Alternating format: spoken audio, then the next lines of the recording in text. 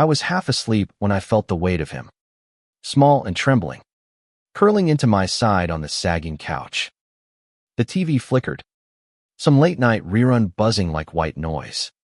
But it was his quiet sob that snapped me awake.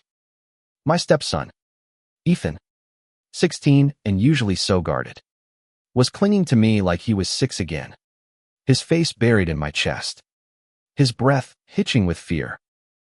It was a Tuesday in our small Ohio town, the kind of place where everyone knows your business but pretends they don't. I'm Jack, 38, a mechanic with grease-stained hands and a heart that's been patched together too many times. Ethan's mom, Claire, and I married when he was 8. And though I never pretended to replace his dad, I loved that kid like he was my own. But that night, something was different. The air felt heavy, like a storm was brewing inside him, and I wasn't ready for what came next. "Jack," he whispered, voice cracking, "I need to tell you something." His hands gripped my shirt, and I could feel his pulse racing through his thin frame. I sat up, rubbing sleep from my eyes, and turned off the TV. The silence was deafening. Ethan's hazel eyes, usually bright with teenage defiance, were clouded with dread. I'd seen him angry, sullen, even joyful, but never like this, never so raw. "What's wrong, kid?" I asked, keeping my voice steady, though my gut churned. I thought maybe he'd gotten into trouble, maybe a fight at school. Or worse, something with the cops. Ethan was a good kid, but he'd been distant lately, spending hours in his room, scribbling in that notebook he carried everywhere. I figured it was just teenage stuff. But now, with him shaking beside me, I wasn't so sure. He took a deep breath, like he was about to jump off a cliff. I'm gay." The words spilled out, fast and fragile, like they might shatter if I didn't catch them. My heart stopped, not because of what he said, but because of the terror in his eyes. He was waiting for me to break him, to reject him, to be like the world he'd already learned to fear. I pulled him closer, wrapping my arms around him. "Okay, Ethan," I said, my voice thick. "Okay." I didn't know what else to say. Not yet. All I knew was that my kid was hurting, and I'd be damned if I let him face it alone. The next morning, the weight of his confession hung over our small house like a fog. Claire was at her nursing shift, and I was at the kitchen table, nursing my 3rd cup of coffee, replaying the night before. Ethan shuffled in, avoiding my eyes, his notebook tucked under his arm. "You okay?" I asked, trying to sound normal. He nodded, barely, and grabbed a cereal box. "You don't hate me, right?" His voice was so small it gutted me. "Ethan, look at me." I waited until his eyes met mine. "I could never hate you.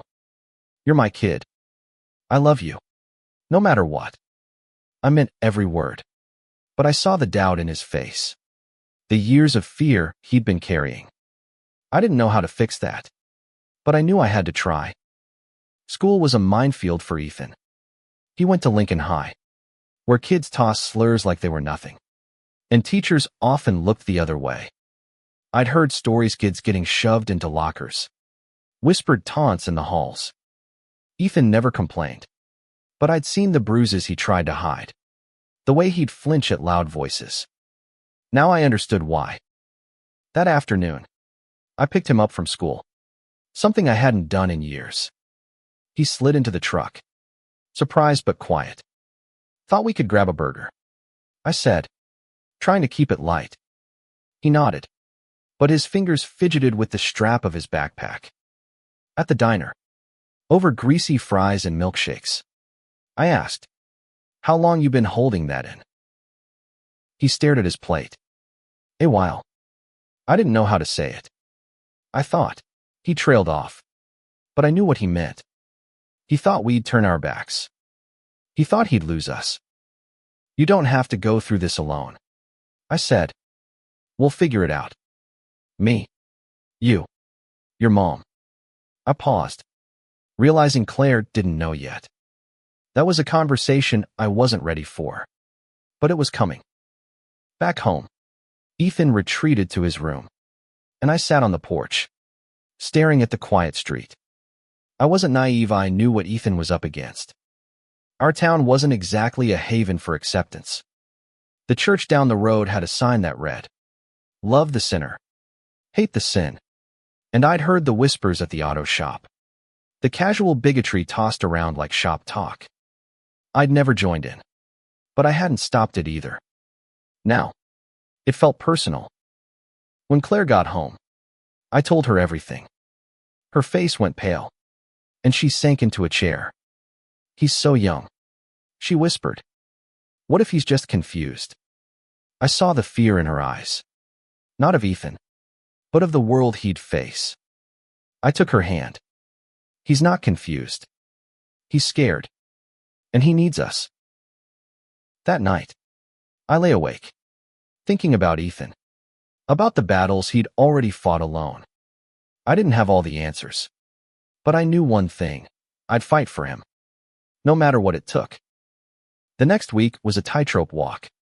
Ethan was quieter than usual, his eyes darting to me and Claire like he was waiting for the other shoe to drop. I kept my promise, though every day, I checked in, asked about his day, tried to show him nothing had changed. But everything had.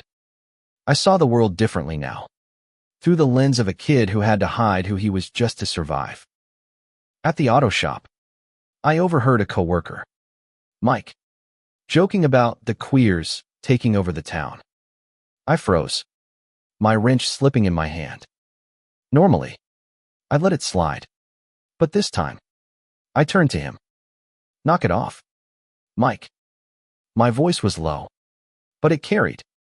He raised an eyebrow, laughed it off, but I didn't back down. "I mean it. That shit's not funny." The shop went quiet, and I felt their eyes on me. I didn't care.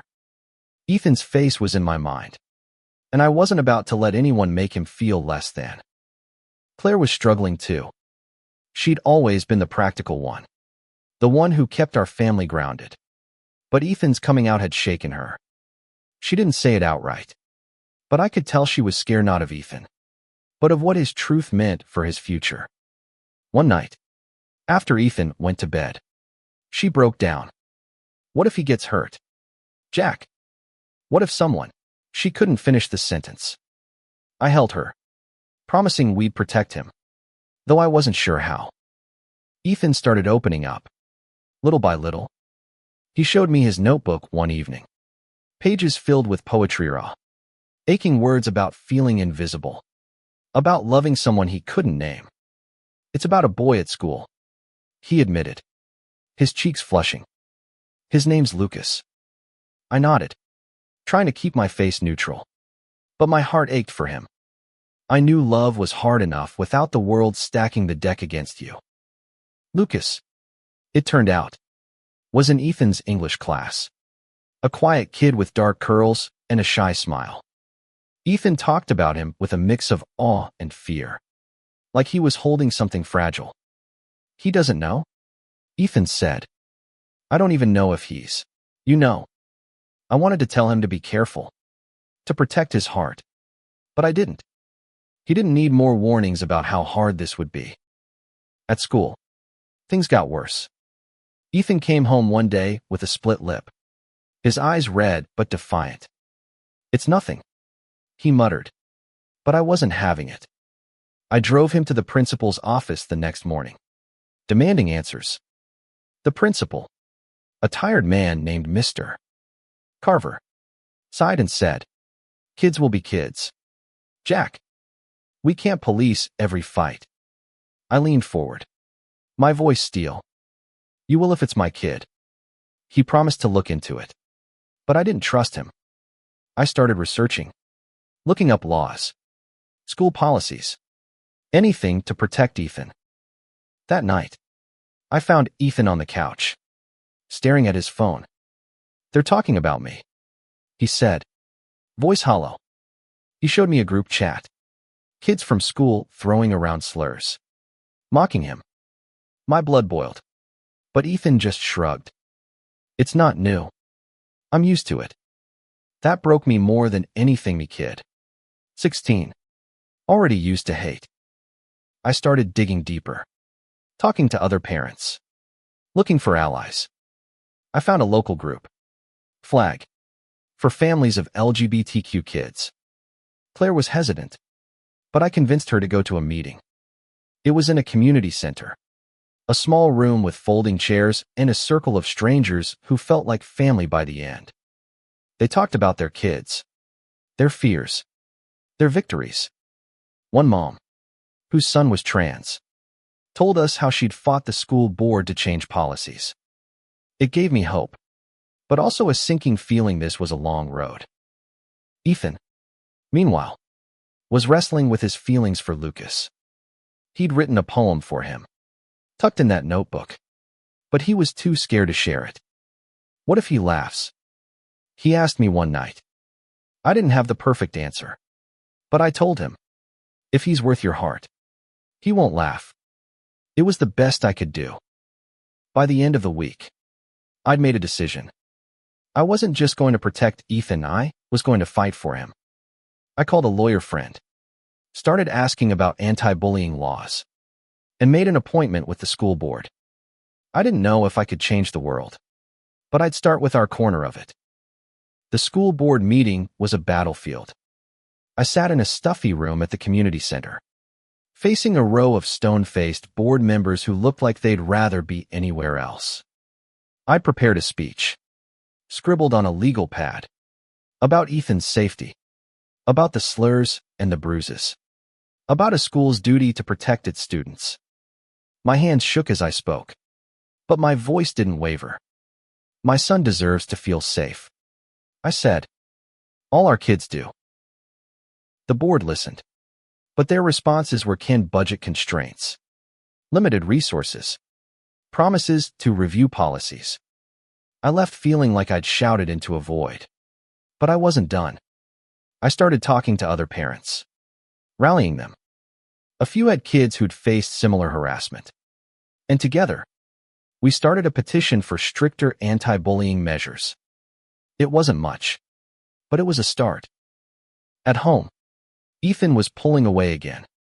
He'd stopped talking about Lucas, and his notebook stayed closed. I caught him sneaking out one night, climbing through his window. When I confronted him, he snapped. I just needed air. Jack, I'm suffocating here. I wanted to yell, to demand answers, but the look in his eyes stopped me. He wasn't just angry, he was scared, trapped in his own skin. Claire and I decided to give him space, but I kept an eye on him. I started driving him to and from school, watching for the kids who eyed him too long, the ones who whispered when he passed. One day, I saw Lucas in the parking lot, laughing with friends. He didn't look like the cruel type, but I knew looks could lie. I asked Ethan about him later, casually, over dinner. He's just a friend, Ethan said. Too quickly. I didn't push, but I saw the way his face lit up, then dimmed, like he was guarding a secret even from himself. The PFLAG meetings became our lifeline. Claire opened up more, sharing her fears about Ethan's future college, jobs, a world that might not accept him. I listened to other parents, their stories of kids who'd found love, built lives, despite the odds. It gave me hope, but it also made me angry. Why did Ethan have to fight so hard just to be himself? One night, Ethan came home late, his hoodie torn, his knuckles bruised. What happened? I demanded, my heart racing. He wouldn't meet my eyes. Just a fight, he mumbled. I pressed, but he shut down, storming to his room.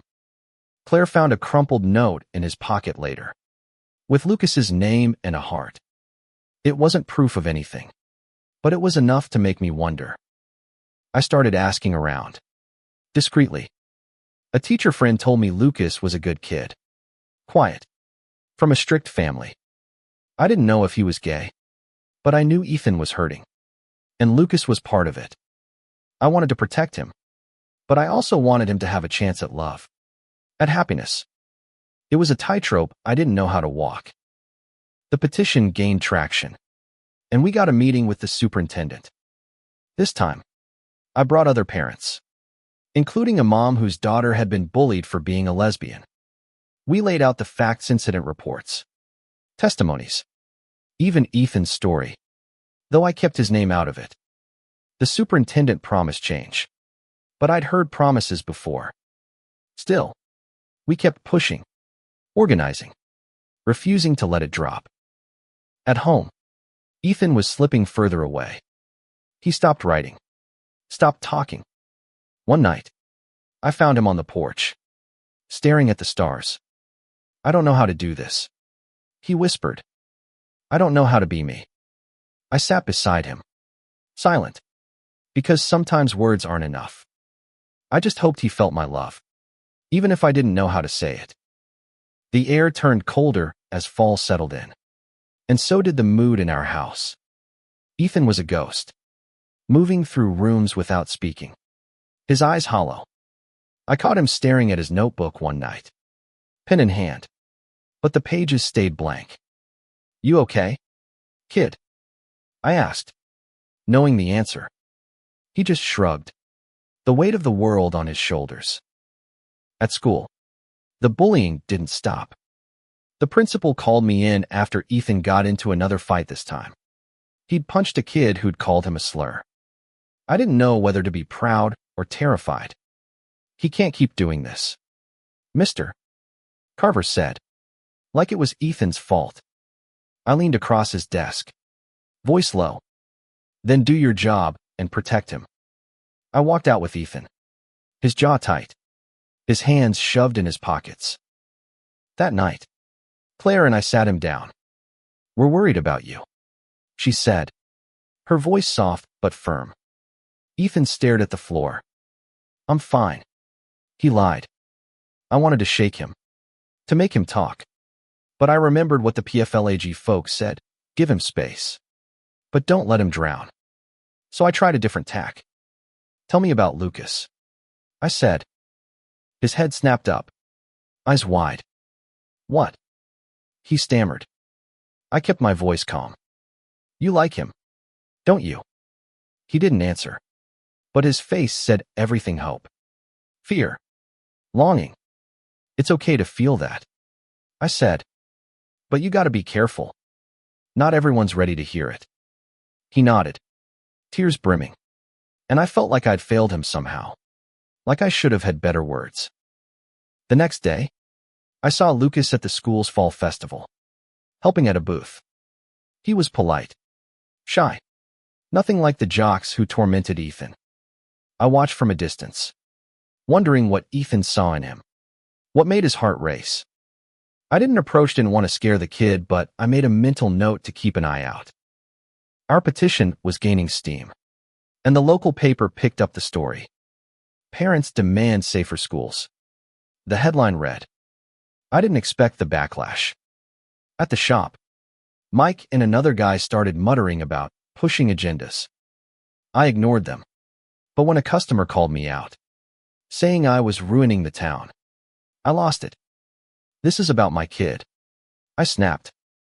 "You got a problem with that? Take it up with me." He backed off, but the tension lingered. Ethan, meanwhile, was taking risks. I found out he'd been sneaking out to meet Lucas at the park. I followed him one night, staying out of sight. They sat on a bench, talking quietly, their shoulders brushing. It was innocent, but it scared me. This town wasn't safe for two boys holding hands. Not yet. When Ethan got home, I didn't yell. Instead, I said, "You trust him?"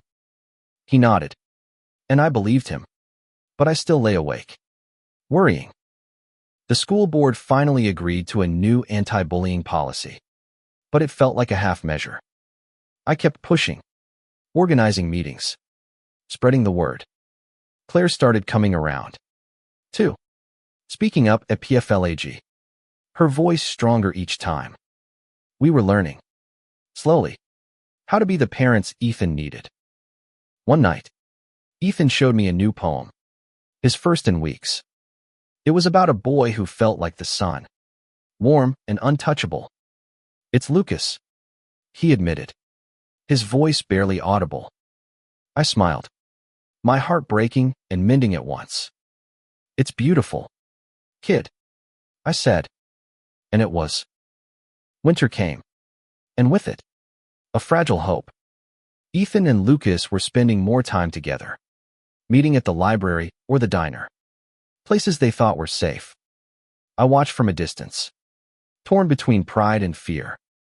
Ethan's smile was brighter, but I knew how quickly things could turn.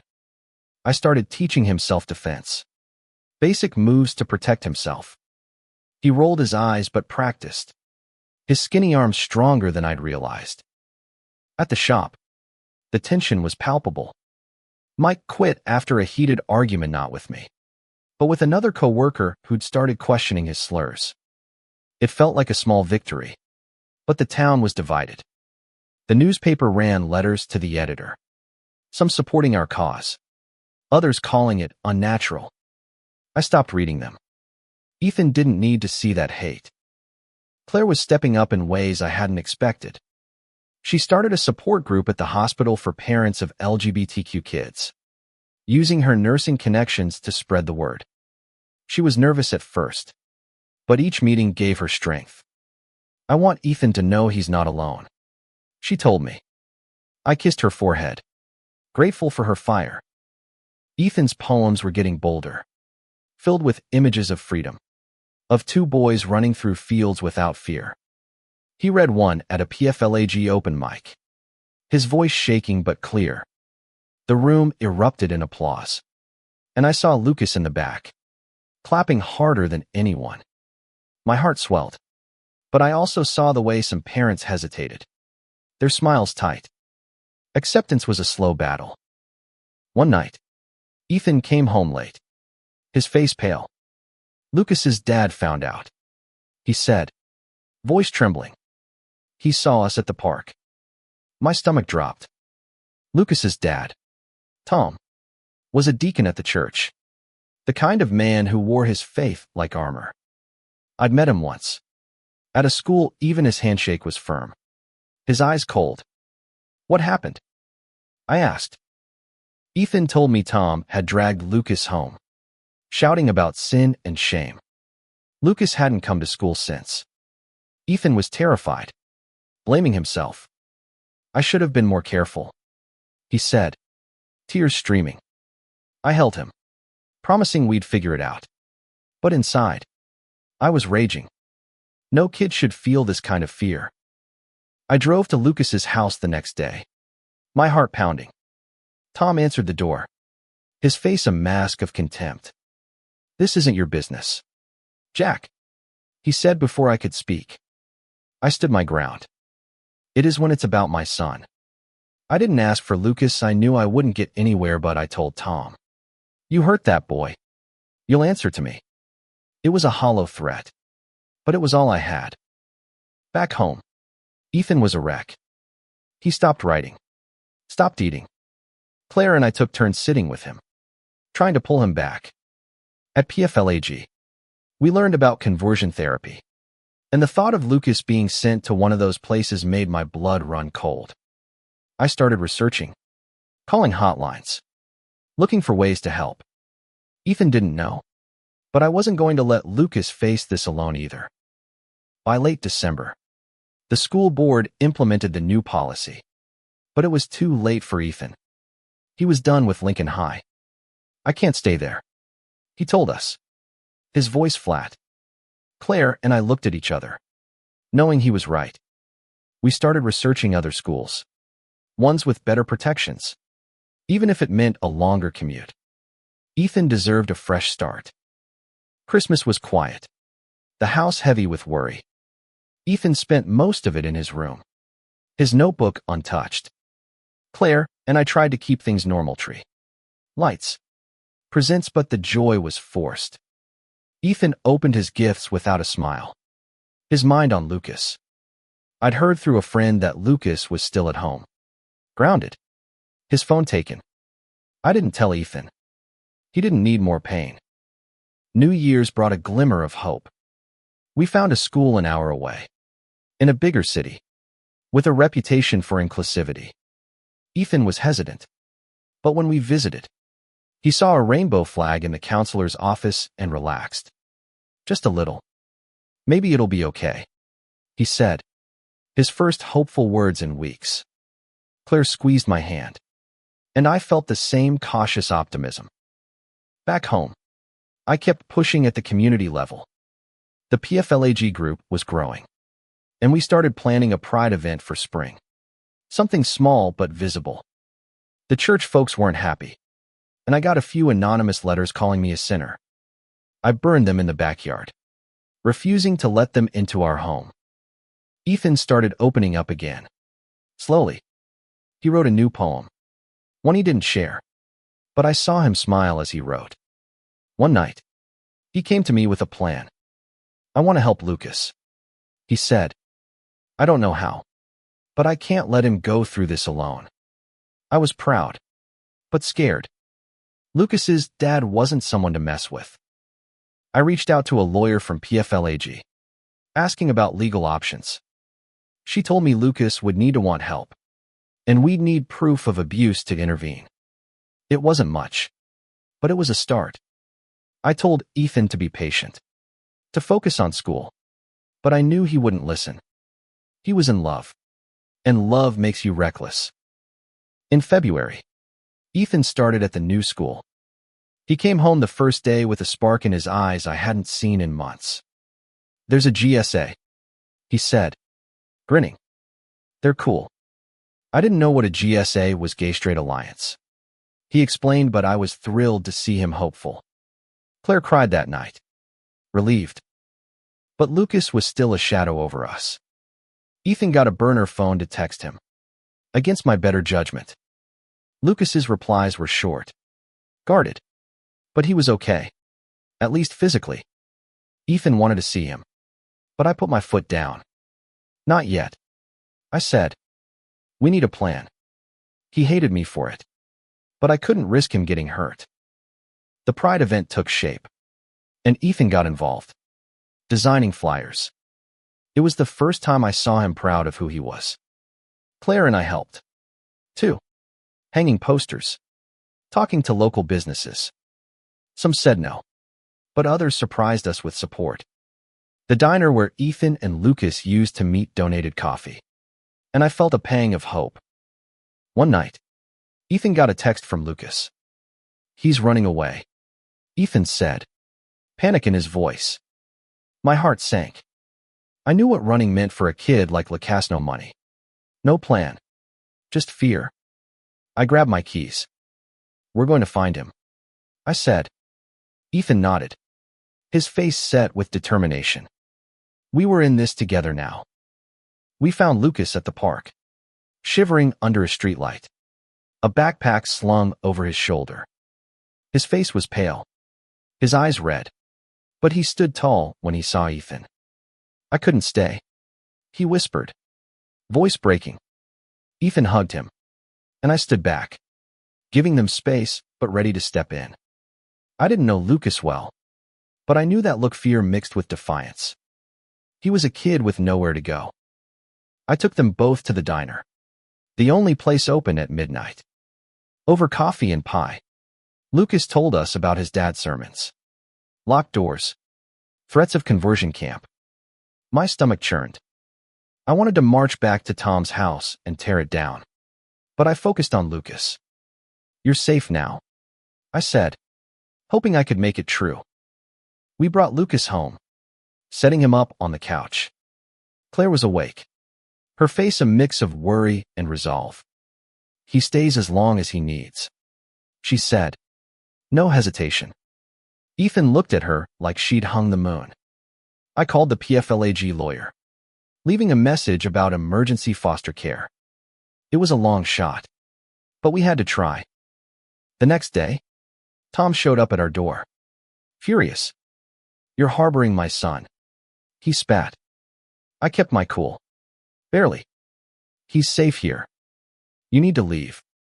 He threatened to call the cops. But I knew he wouldn't too much risk of exposing his own actions. Still, I didn't sleep that night, expecting trouble.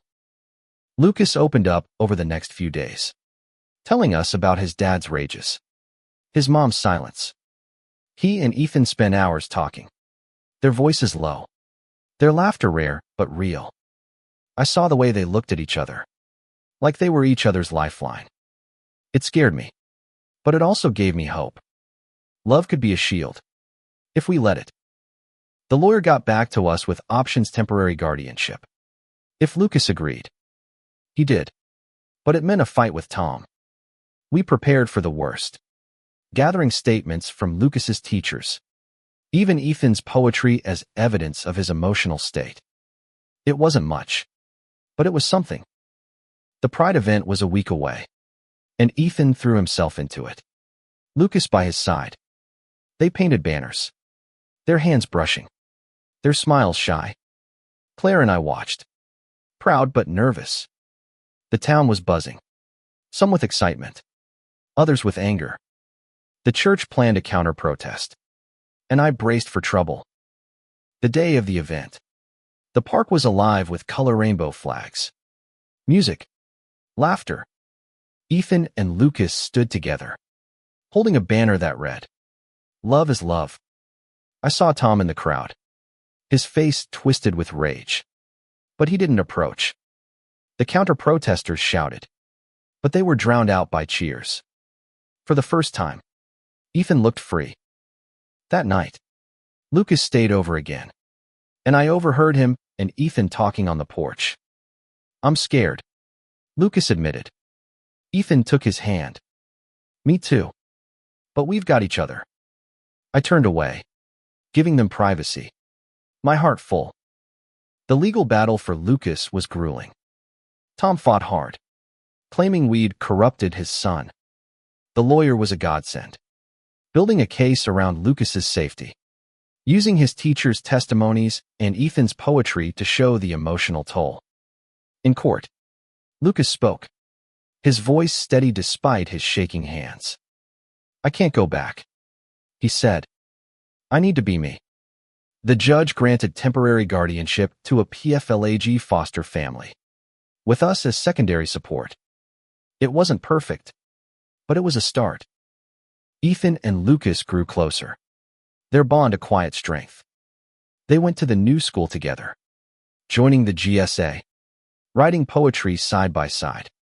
Ethan's notebook filled again, his words brighter, full of hope. Lucas started writing too, his poems raw but healing. They were kids, in love, finding their way. The town didn't change overnight. The church still preached, and some neighbors stopped talking to us. But others stepped up, businesses flew rainbow flags, and the diner became a safe haven for kids like Ethan and Lucas. Claire's support group grew, and I kept pushing for school reforms, knowing the fight wasn't over. One spring evening, Ethan and Lucas sat on our porch, reading their poems aloud. Ethan's was about a boy who found his voice. Lucas's about a home where he could breathe.